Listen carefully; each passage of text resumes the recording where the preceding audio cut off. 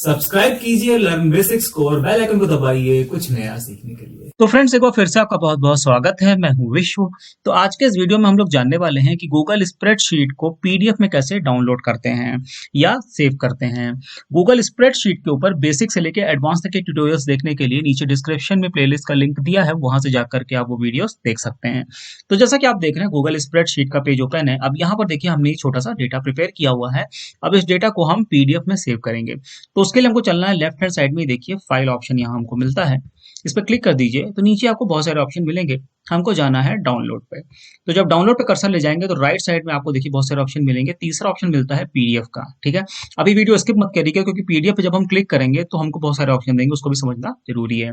तो जब आप पीडीएफ डॉक्यूमेंट पे क्लिक करेंगे तो देखिए कुछ ऐसा पेज ओपन हो जाएगा। अब यहाँ देखिए हमारा डेटा यहाँ पर दिखाई पड़ रहा है। अगर डेटा आपका ठीक है तो राइट साइड में आप देख सकते हैं यहाँ पर बहुत सारे ऑप्शन आपको मिलते हैं।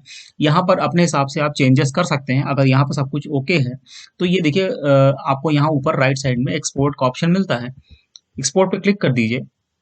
तो यहाँ पर जैसे आप एक्सपोर्ट पे क्लिक करेंगे देखिए लेफ्ट हैंड साइड में यहाँ नीचे पीडीएफ में आपका डेटा डाउनलोड हो गया। बस पे क्लिक करिए तो जो डेटा हमने वहाँ पर देखा था वही डेटा यहाँ पर आ गया पीडीएफ में। ठीक है।